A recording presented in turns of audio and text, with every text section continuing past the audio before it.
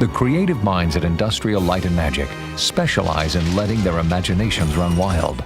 They turn back time to bring dinosaurs to life in Jurassic Park, but the computer-generated images required for Jumanji were far more complex. It's so complicated and dense, you can't really see very much unless you zoom in. Funnest part of the project, always throwing stuff back and forth and talking about design, and then getting down to, okay, let's storyboard this stuff out and see what we really have. And when we put it all down, we came back here and looked at it and we said, wow, all these different sequences. It was pretty daunting from the start. As strange as it is, it's still so much fun because in each scene there's some effect. Well, it's like the old, if you want to make it like the old movies. How many kimasabi?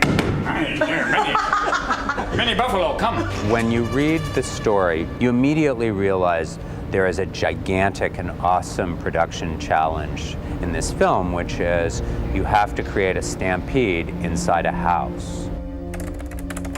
With dinosaurs, we had a little leeway because people didn't know how they moved and didn't know what they really looked like. But people can go to the zoo, so, you know, it makes your job that much harder.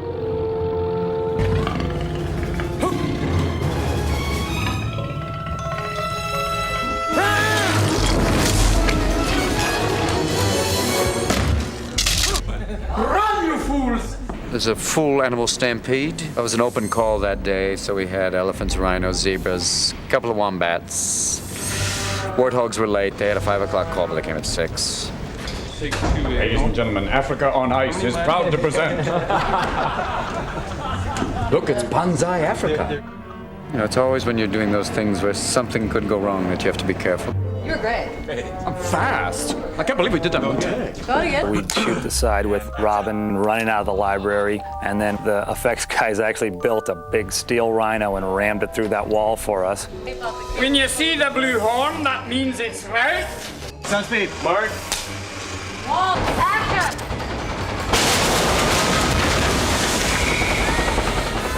And that was the rhino's last shot. We take those 2 shots, and we end up compositing Robin in the shot and keep him right in there in the middle of the action.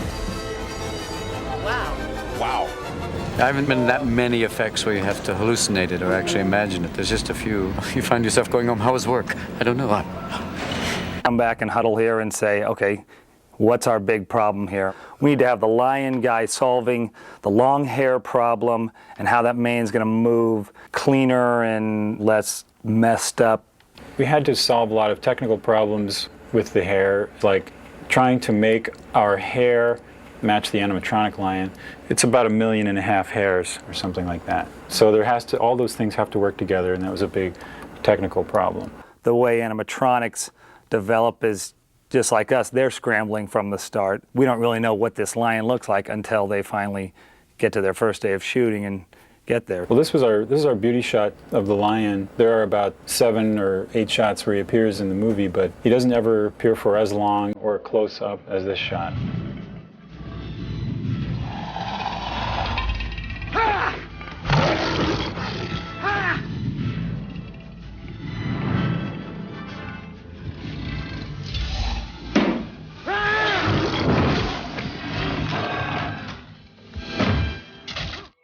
The monkeys were supposed to be fairly human-like, and then gradually through the course of development, the monkeys started getting more and more ape-like in some way. We took reference trips down to the San Francisco Zoo to look at the look and the fur and the motion of a whole bunch of different species of monkeys, and then we finally ended up with something that's sort of unlike any monkey that actually exists anywhere in the known universe. So yeah, it was about a 3-month process to develop the look of the monkeys with a lot of incremental changes. And then we also had Jeff Campbell and his group doing modeling. You saw the models, the maquettes that were done by Richard Miller's group over in the model shop. He wants to try a little different ear position. I know we had it higher than this before. I think we're closing in on it overall. I just think maybe without the hair, we're getting the impression that he's a little bit, he's got the old alfalfa ears sticking out there, so we can just crush them in a little bit. Concurrently with the modeling, we had another group of people doing the paint job. You view the model in 3D while you do your painting. The movements of the monkeys are pretty much done entirely by hand by the animators, and then from that they would work with sort of stick figures, or like the skeletons of the figures, and get them to move around. We had a bunch of software written up, most important of which was the fur rendering software, and that's the software that actually puts the individual hairs onto the monkey skin.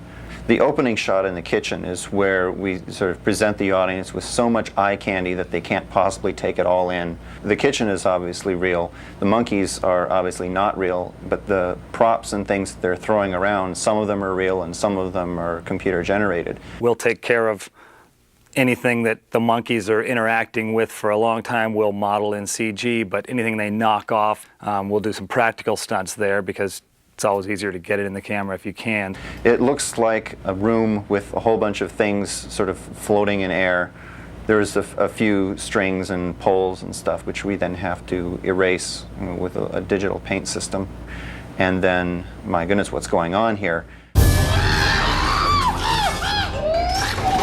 Important to Joe to tie in Robin and the kids to what was going on. So we did most of those with splits, where we'd shoot the side with Robin running back and forgetting the game, picking up the game board and running out of the library with nothing going on. And then we'd shoot the side of the wall actually blowing up, where the effects guys actually built a big steel rhino and rammed it through that wall for us. And set. Ready? And action. You and Billy Jessup, yeah, you swapped spit, didn't you? You didn't even kiss me. Oh, yeah, please. right. Didn't even. We were sitting like this far apart. You're the one who's immature. Oh, Sarah, you are not the sharpest tool in this shed. Yeah, really? I get my point across, don't I? You feel that? What? Listen.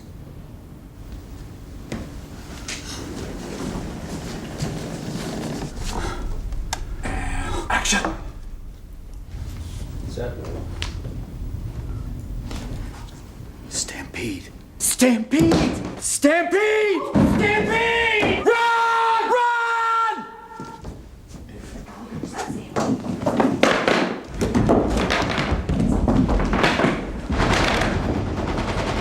Escape! Ah!